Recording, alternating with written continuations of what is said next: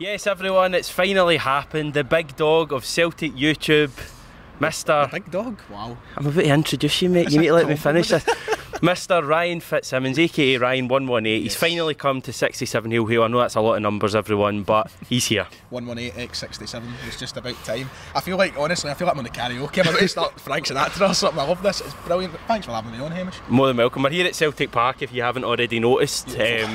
Hamish, Ryan, Celtic Park. The sun is even shining. What more can you want?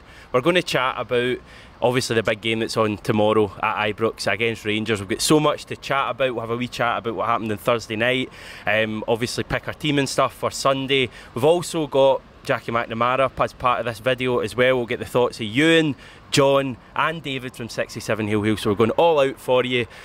First of all, Ryan, how are you feeling about Sunday in general? A bit of nerves, bit of excitement? Well, it'll change on Sunday morning, never, it doesn't matter what I think now, but right now I'm confident, I really am. I know we lost last night and that's a wee bit of a dampener, but see the last few weeks I've just been buzzing for this game. I can't wait, and look, as it always happens, we see ourselves clipped time and time again. People will come back and they'll go, oh, if we get beaten, show that. But no, like the way we've been playing, it's been such a turnaround, because I was fearing playing them, I really was, but the last few weeks has just got me right up for it, and I can see us going to Ibrox and making a fair account of ourselves, Thought we were about to get a major prediction there for TikTok in a couple of weeks. Listen, I'm feeling good about it as well. I don't know if I feel better or worse after watching us on Thursday night, because I do have fears about if we try and play out for the back like we did against Alkmaar, that we're inviting pressure onto ourselves, especially with 50,000 of them. Are going to be putting pressure on us. But there won't be any lions. No lions there. I saw a thing earlier. They've been drawn in the group of death, but there won't be any deaths there. There won't be any deaths. But no, I mean, I think it's going to be a nervy start. I think it's all about how we start the game. I know that's a thing people always say, but I feel like if we start and we move the ball about well, and we kind of silence their support like Brendan Rodgers' team used to.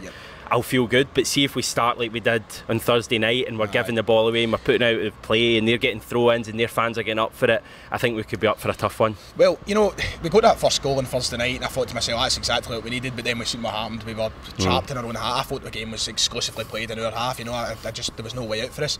The thing is though about Rangers, and I think it's going to be a difference on Sunday, if we do start well, we do get an early goal, I think it'll rock them. They've not had much of a challenge against us, let's be honest, in the last nearly 2 years. We've been really poor against them, so you're hoping, and it's a very similar squad. I've not done too much that's different from in terms of additions and all the rest of it, so I'm kind of hoping that if we do take the game and we do start that way, that we know we can, and we've shown in the league already, it'll rock them a wee bit, and they'll be like, right, hold on, this is a completely different animal from what we've been facing in the last 2 years. How are you feeling about the fact we've got no fans there at all?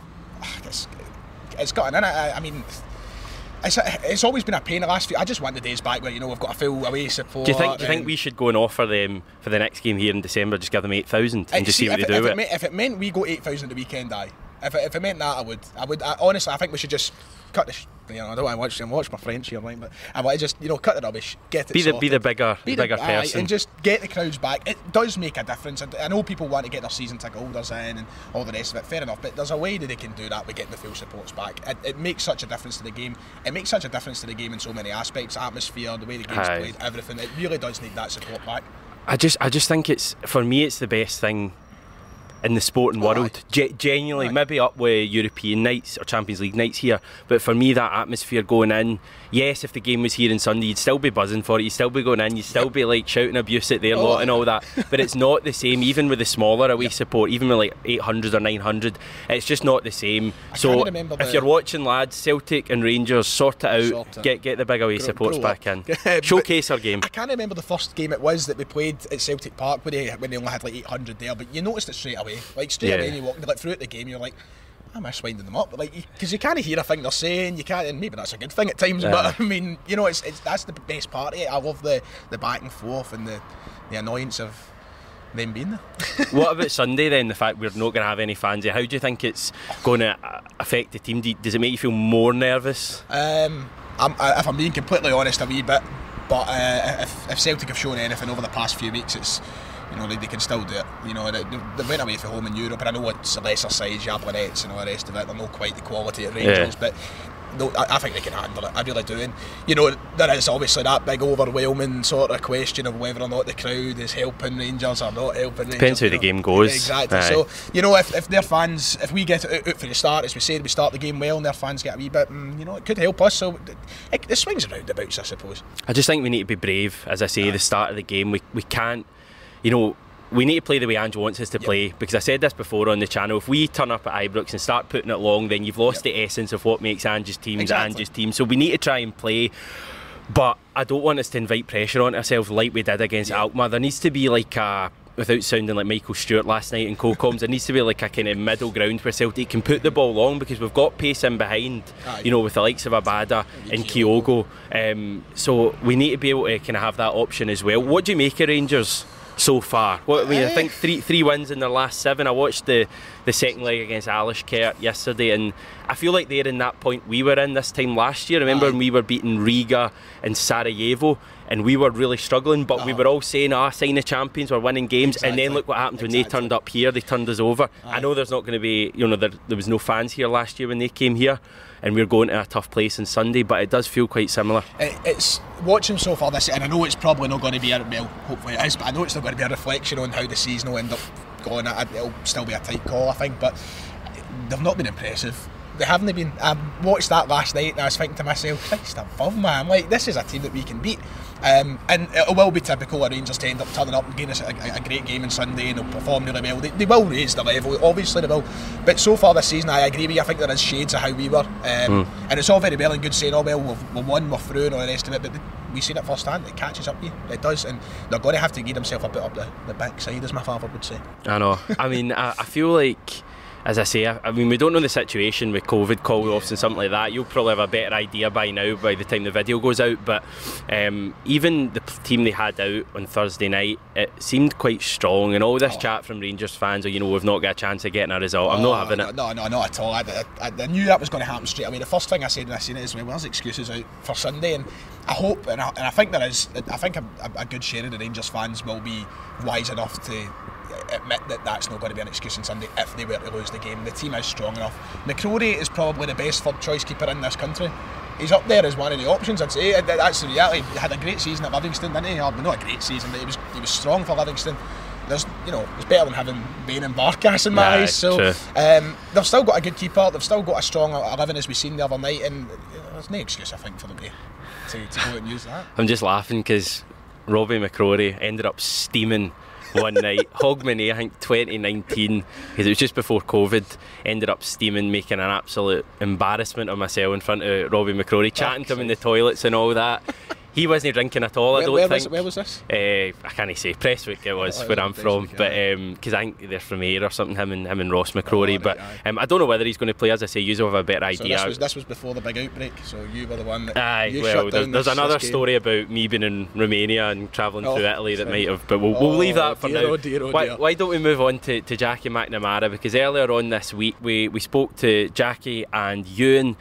You will notice that we all have Greg Taylor in our team. Obviously we wait and see what the situation is with him exactly. But yeah, we got Jackie's and Ewan and myself's thoughts on the Celtic team, but first we started by asking Jackie how he's feeling ahead of the game. Excited, nervous? Yeah, I'd probably be both, I'd imagine. Yeah, it's always a fixture to get you nervous. As a player, I was probably less nervous than I am as a fan. Weird. As a player, you always felt you could do something about it. Right. The game. You know, it's as a fan, it's a bit like being a manager. You just go in there hoping everybody does their jobs and they get the right result, but and you kick every ball just the same. But no, I think excited as well, because it's a test to see where the team's at this, you know, at this stage. They've started well. They've been very good in the last few weeks and got that momentum going. But Rangers will be organised and they will be, you know, difficult to beat, as they have been in the last wee while. So they'll need to be at their best, you know, and switched on defensively as well as attacking. After that shambles of a season with no fans at any of these derby matches, Ewan, it's going to be a special one on Sunday. I think, even though there's obviously no Celtic fans going to be there. Yeah, I think it's going to be extremely different. I mean, these games, without trying to roughly paraphrase Jock Stein, like, they aren't the same without the fans. They didn't feel special at any point last season. I mean, obviously, they're going to feel even less special given that we lost a majority of them. But yeah, totally different ball game now, and I think we're better equipped this season to deal with the individual threats that they have, particularly their front three. I think it's a massive game for the right back I've chosen, which we'll get onto later on. But I think we definitely have the tools to give them a game this time, and I'm excited about it, but also terrified, because I'm always that way. I hate a few days before a derby. I'm always tense, so I'm excited though. Jackie, how would you feel being a Celtic player, going to Ibrox with no Celtic fans there? Would it motivate you more? Would it make you even more nervous? Would you go into your shell a bit? No, to be honest, it's even with fans there, they're still outnumbered by quite a lot. Sorry. No, I think you're going in. To be honest, that's the games I missed the most when I left Celtic, was the Glasgow derby. Well said. Used to be the other, but it's just a great to be involved in it. As I said, you always felt that you could do something about it, as a player. And the fans obviously will play their part, but the players they should be able to handle it now. It shouldn't be too intimidating for them. The best way to silence them is by winning and playing well and having that energy about them. I think I'm quietly confident. That's how I'd describe my feeling going into this game. For all the fans of 67 who will obviously care about what I think of this game. I do. I think, thank you. I think if we go to Ibrox and start well, and it gives us a bit of added confidence, and we move the ball well, then I think they'll definitely be there for the taking. I think if we go there and our first few minutes, there's a few slack passes in there, and their fans get onto it, and it just gives them more energy, then it could be a real tough one. We've got to start the game so well. Now, I know you say that about every one of these derbies, but I just think it's pivotal that on Sunday, with having no fans there and a full house of Rangers fans, that we start the game well. But yeah, I'm feeling all right about it. Let's pick our team then, guys. We'll kind of pick a combined team with the three of us. There may be some arguments or disagreements, but we'll get on to that. There shouldn't be any in nets anyway. I'm assuming we're all thinking it Joe Hart starts. I'm not even going to ask you, because you're crazy if you don't think that. Right back, we've got Ralston, and we've got a new boy as well. First game he's eligible for, Josip Juranovic. For me, it's Anthony Ralston. Jackie? Yeah, I would stick with Ralston for this game, just for the continuity. To put the guy in. I know he's an international footballer, but I think stick with Ralston there. You've got the option there, if need be, that you could bring him on. But I would start with Ralston and just keep the back four the same as well. Yeah, Ralston has earned his shot, hasn't he, Ewan? The Bills Hill Bereza, yeah. He normally I'd be all about throwing new boys in, especially if they're international players. And I think in future, Juranovic is going to be, the way he can bomb up and down a pitch, his set piece delivery is going to be fantastic. His crossing from open play is outstanding from what I've seen. But I think he'll be important in the future. But on current form, you've got to pick Ralston. He hasn't put a foot wrong the last few games. And I think a lot of the good attacking stuff has come from him as well, just knowing that he's an outball. And yeah, it's been such a great turnaround, and I think he's very much earned his place in the team. It's crazy, because if you went back 5 weeks or so and you told me that Anthony Ralston was going to start at Ibrox, I'd be crapping myself. But I actually feel relatively confident that he'll do quite well. So the other three positions at the back four, I think there's not really many options that I can think of that would displace any of Welsh, Starfelt or Taylor. So I'm assuming that they're probably nailed on to start at left back and centre back. Midfield, for me, McGregor and Turnbull with Rogic in front of them. For me, that's just the best the best kind of trio we have in midfield at the moment. We've got kind of James McCarthy as well. Sorrow could be an option, but I think if we're going to go and play the way Ange wants us to do and take the game to Rangers, that's the best trio for me to start at Ibrox. Jackie? Yeah, I agree. It's very attacking. It's not, as I said, it's not a defensive midfield, but they want to be on the front foot and take the game to them. It'd be interesting to see if that's the three that do start there on Sunday. But yeah, I don't see why you couldn't go with that on current form as well. McCarthy has just come into it there, and we've not really seen enough of him yet to see if he's up to speed yet. And Sorrow seems to be, not the same impact as what he had last season. Maybe because the teams stepped up and raised it, the tempo and raised the standards. He's not quite got to that yet, but along with other ones. But you have to be patient and wait for his opportunity.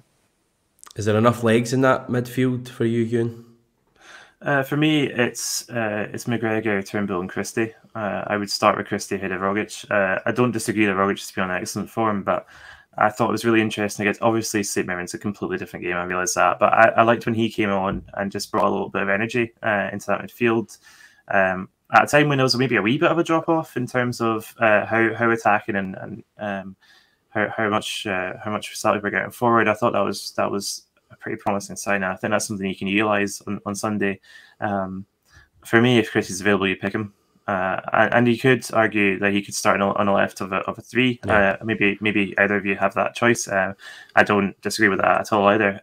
I just think in terms of harrying them and breaking with pace, I think it's got to be Turnbull and Christie just ever so slightly ahead of them. I just think there's so much pace and creativity and trickery in that trio. I think Rangers are to be got at, and they do that with creative players. So that's my choice. And finally, front three, Abada on the right for me, Christie, I do have him on the left, Kyogo up top. I've not got a place for Edouard in the team, which again, a couple of months ago would have seemed absolutely crazy that you wouldn't be starting Edouard at Ibrox. Yeah, I agree. That's what I would go with as well. Abada with pace in between. We all said last season that the areas to hurt Rangers are in between the full-backs and the centre-backs to expose them. And obviously the full-backs push forward, especially Tavernier. So Christie would be clever enough to get in the little bits, in the little pockets there. But I think Kyogo could cause them problems coming off, both centre-backs and getting at them. And between them, he's also looking to get in behind. Whereas Edouard always sort of comes short and wants to play as like the second striker or a 10 most of the time. But I think you carry that threat in behind, which Kyogo does, and Abada's just a total direct player. He just wants to get down that side and at people, which I think could cause him problems as well. So, I think pace throughout the team from middle to front can cause them problems. And also having Edouard coming off the bench isn't a bad thing either, Ewan. I'd start him. Yeah. The same before. Yeah, you're both right, and you're both. I'm not doing my football hipster credentials any good here, but I would diverge again. I think if you, in terms of individual battle, I think you put Kyogo on Tavernier, and you keep him busy for the whole game. You stop him starting attacks because I think Tavernier is still probably one of their best creative outlets. I think they rely on him a lot to carry the can in terms of what they do from an attacking sense. So I think if you put Kyogo on him and tire the life out of him, then that really helps to neutralise the threat. I would have Edouard in there. I think on current form, I really like the movement between him, Abada, and Kyogo at the weekend. I just think I still rate Edouard. I still think he's good for these big games. I think for him it's a little bit of a short redemption as well, because obviously he's got a lot of his critics, but I would have him in. I think his experience in these derbies is really important, and I'm just really excited to see what him and Kyogo can do. I think Abada kind of has his own free reign on the right. He's very, as Jackie said, very direct, very dynamic sort of player. Whereas Kyogo and Edouard can kind of dovetail off each other, swap positions if needs be. So I just think that gives us more options up front. But I can completely, see the argument about having Kyogo in the middle. But I think the difference from the summer is we're talking about, in terms of options. It was kind of nailed on that Edouard was going to start every game last season. Mm-hmm. But now we've got you know, I'm a hoping person that Edward stays, because just having these options is amazing, and we could add to them. You know, that's the thing. I mean, you see a Yeti coming off the bench at the weekend. He's the vet. He's running at people. He's winning fouls. So you know, it's a good place up front, I would say. But that would be my three: Kyogo, Edward, Nevada. And I think it's a shame for James Forrest to miss out, but that's just who I have for him. Right, so that was the guys chatting earlier on in the week. Ryan, you've had a look, or you've had a watch of what we were chatting about there. Obviously, as I say, Greg Taylor is the big thing. We don't quite know his situation yet. Taking that to one side, is that the team you would pick for Ibrox? I think it's pretty much identical, the team I'd take. No, Edward. Edward's the biggest conversation for me. Right. That's what I was going to say. I love Edward, everybody knows that. I rant and rave about him. Last night, it was the best part of the game was seeing him come on, because we needed him. I was saying it for, you know, changed the game, didn't he? Oh, I did, aye. And that's what he can do at Ibrox at the weekend. So that's why I'm no going to be overly concerned or say that he must start. I think we're allowed to have that flexibility now, and it's not a bad thing, it's a good thing, you know what I mean? The opportunity for him to come on and do the same as what he done on Thursday night can be a massive advantage for Celtic. So I think it's pretty much identical what I'd take. Hopefully Taylor is okay. I mean, touch and go it looked, you know, I don't know what's going to be the situation there, but no, I think you've got it bang on. I stood here in this very spot a couple of days ago and I said I think we're more of a threat with Kyogo up top, and I'm sticking to my guns to an extent, right, because I'm stubborn, that's what I'm like, but I did think that we looked more of a threat when Edward came on last night away from home against a tough team, because he's able to hold the ball in. Nothing against Kyogo, because Kyogo was brilliant last night. They're just two different players, aren't they? Exactly. That's it. Even on the left he was really good. But sometimes when teams have you penned in, I was thinking, you want a threat in behind. And to be fair, the goal comes from that, the Celtic goal, but I did feel that when Edward came on, we had more of a presence. I don't know if that was down to Alkmaar tiring or what, but we had a foothold in the game for the first time. It was like a calmness, you know. That's what I say. That's why I wanted him on the park. I feel like we were far too frantic, we were far too hectic. And that's, I'm not saying that was Kyogo's fault necessarily, anything like that, but I think a lot of his game is about, this fast pace sort of, like, he doesn't like to carry a lot of the ball. For what we've seen, he's very much run, get the ball in the net. That's what I like. But what Edward brought was a wee bit of that calmness and coolness of keeping the ball, and it helped us big time. And that same thing could be big on Sunday, whether he starts or no. So do you think Ange, having watched how when Edward came on and changed he didn't change the game, because it's not as if he didn't come on and score a hat-trick, but he changed the kind of the way the game was going. The kind of pace of the game and all that changed. Do you think Ange, having watched that, will be thinking in the back of his mind, I need to start this guy? No, the questions will be there. It's a good dilemma to have at the end of the day. It's not as if he's picking, off-form players, or he's picking between some really good talent. I think the question will be in the back of his mind now, like, should I do this, should I not? Ultimately, I trust what he does. So far he's shown that he's got a lot more tactical prowess around the game than certain others. Yes. So I trust the decision he'll make. He'll do whatever he does that fits what he wants the team to do. And if that's starting Edward, that's starting Edward.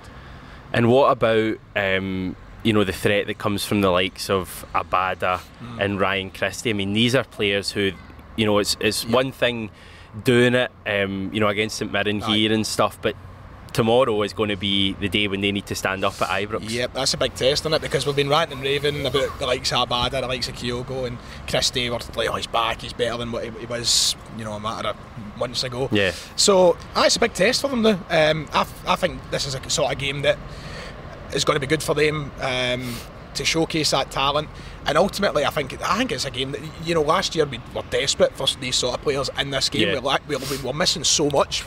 Remember all the last dance pattern? That's how desperate we were. Exactly. We were wanting players who hadn't done it for us all season to just magically turn up. This season, we've got a team that's going into a new dance every week. That's the way it was going. But they're on form, and ultimately, it's just it doesn't matter who it is. It's just a style that we needed against Rangers. It was like players that could play in the wings, and not just running at players, but by cutting in, taking everything. We needed that, and now we've got it. So I'm hoping Rangers are a bit scared of that come Sunday. I know. I think you raise a good point about the style, like under the previous manager against his name shall not be spoken. Pretty much, Rangers games especially, but like every game last season basically, we didn't have a style. There wasn't a Celtic game plan you looked at in these games and went, this is how we're going to create chances. You can see the game plan now.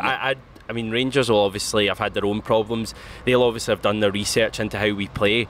But I honestly think if we play like we did here against St Mirren or Dundee, I'm not saying it's going to be 6-0 before you clip me up, But I do think it's going to be 6-0. It's going to be 6-0. No, I don't think they're going to be able to deal with us if we move at that tempo. But it's one thing doing it at Celtic Park, but doing it at hostile Ibrox, we're going to need brave figures. Who's the brave figures in that team that are going to stand up? I mean, McGregor's an obvious one. Are you worried with no Brown now and he's starting? It'll be interesting to see, but I'll tell you, I must admit, I'm not worried. I'm not. It will certainly be different, but you know, it's natural. It had to happen at some point, and I think the team have showed so far the togetherness, and there's a sense of leadership there, and just, you know, they've got on with it. They've picked up and went, right, okay, Brown was great, but it's time to be ourselves now, and you know, they don't have to rely on that one guy. But I mean, granted, we might see that we miss somebody like that. It might happen, but for what I've seen so far, I don't think there's any need to worry about that. Midfield needs to be better though than they were. It does, I mean, they were. And that's why, you know, a lot of people will be raising the question about, you know, should it be Rogic, McGregor, Turnbull, should we bring in a McCarthy if he can play, should we bring in a Sorrow? I feel like that just sacrifices a lot of what we should be trying to do against Rangers that's different from what it's been in the past. So we'll see. I don't know. I think McGregor will stand up and be strong. He's if you're talking brave, that's a brave guy there. Turnbull's another one as well. He's been a key player for us, and I thought he was really poor against Alkmaar, so he needs to step up as well. It's big weekend. It's weird because we're on such a high, but you feel as if, you know, even though we went through on Thursday night, you feel as if, you know, the team have a bit of something to prove. So in many ways, it's the ideal kind of result on Thursday. I said for my preview video, I was like, the one thing I wouldn't like to do on Thursday is lose the game, because I feel like it might take us a wee bit away from the good run of form we've been on and that. But after I woke up this morning, I was like, listen, we're in the group stages, I should be happy with that, and I think it will give them that wee kick to go, right, let's get back on track. So in many ways, it probably wasn't that bad losing the game, but we'll see what happens. Defence, they are certainly needing a kick. We've saved the best for last, everyone. I thought you were just going to avoid it. I was hoping it wasn't going to come up, to be honest. We kind of worked a weird way. We've gone front to back for some reason. It shows how little planning goes into these videos. But defensively, Joe Hart, Carl Starfelt had two absolute howlers. We're obviously going to have Adam Montgomery, it looks like anyway, a 19-year-old guy in a left back area. I mean, I thought he was brilliant when he came on. Again, it's a whole different challenge for him going to Ibrox and performing both defensively and giving us a threat going forward like Angie's teams like to play. Are you worried about Welsh Starfelt kind of playing against Rangers? They need to buck up their ideas, don't they? You know, last night I wanted to say it was, you know, a freak accident. You know, it won't happen again. But let's be honest, if we've learned anything about Celtic's defence, that could be the norm. And that's the worry about. You know, we're talking about intensity. If Rangers decide to match the intensity of Celtic, then that will become an issue. My biggest worry in the game. I'm not worried about us creating chances. I'm not worried about us scoring.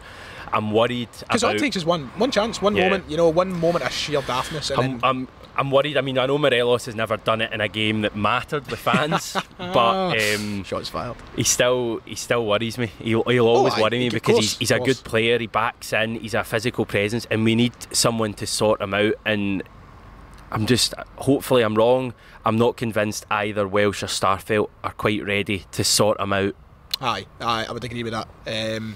You know, the thing is about Starfelt is, you know, people are already starting to doubt him, and that's a scary part. I mean, the amount of bring back Shane Duffy tweets I was saying last night, I was like, oh my god. And that is worrying, so he needs a big performance. But the thing is, like, Starfelt last night, woeful in the first half. Second half, it was great. You know, he stood up in the second half.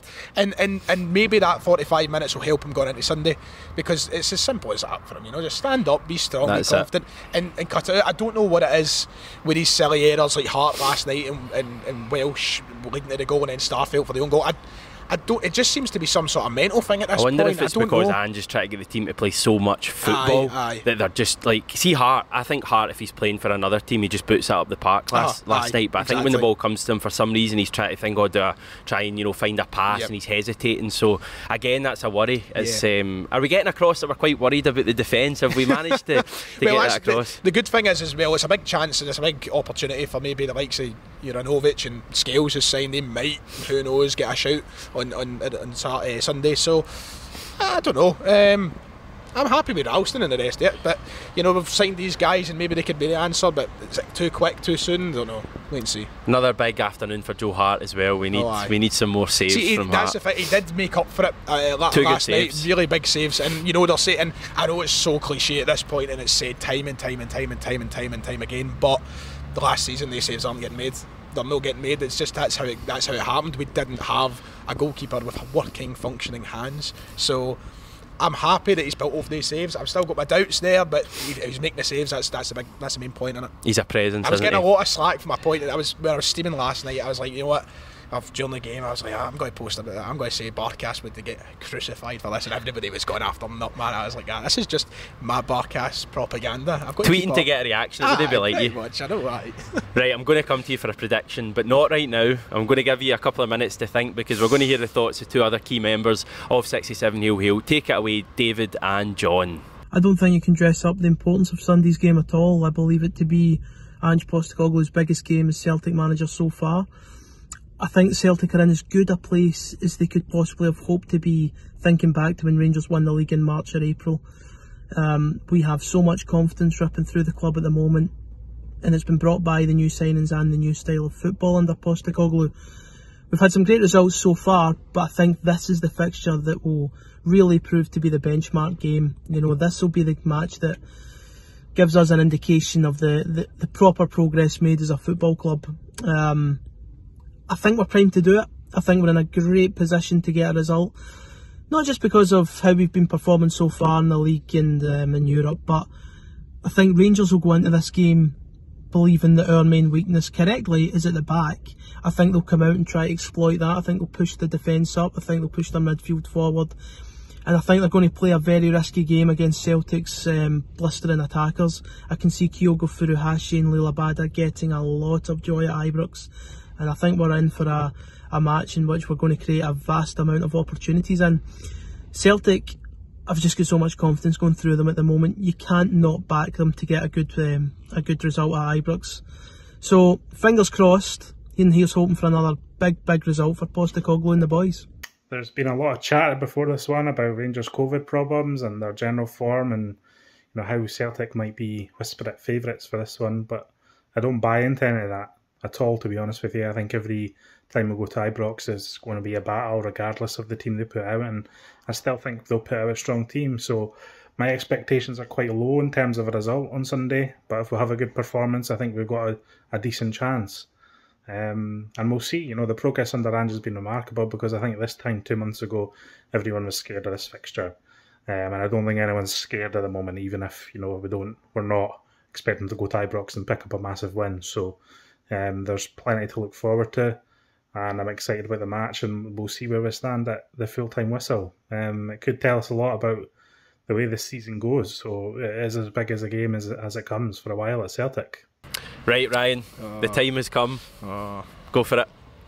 Predictions. Honestly, it's the hardest part of the job, isn't it? Because it can go either way. You can look like Mystic McGinley, as he calls himself, or you can end up on TikTok for thousands. I think we can win the game. I'm going to predict a win. What's the point? What's the point in not predicting a win? You're meant to be confident. I mean, any Rangers fans who would like to have a laugh at that, going, you're coming to a full Ibrox, no Celtic fans, and you think you're going to win against the champions, I know they'll hit out with all that, but what's the point if you're not going to believe in your team? Honestly, if you asked me 3 months ago, I would have been saying, there's no chance we're going to get beat, but it's just a Celtic baby. I'm going to Celtic win, and I'm going to say 3-1 to Celtic. 3-1, yes. Wow.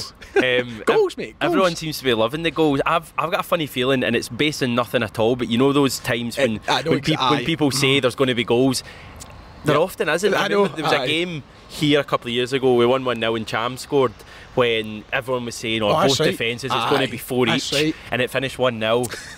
I don't know, funny feeling for... It's like, it's typical like Super Sunday, and it's like, what a Super Sunday that's coming up. This could be a thriller, 4-4, and it ends up 0-0, Rangers 0, Celtic 1 is what I think. And I think it's going to be a late goal as well. We've not had a bit of drama. We've not really had a bit of drama in one of these games for a while, so I've got a feeling that's how it's going to go. I just really hope the team are brave, and we've said this on the channel before, and I'll get your thoughts on it, Ryan, but if it doesn't go to plan and we lose on Sunday, and even if we lose badly, these Ange teams there's always a chance the way he plays that things could end badly, and I think we're going to take some beatings at some stage this season in games.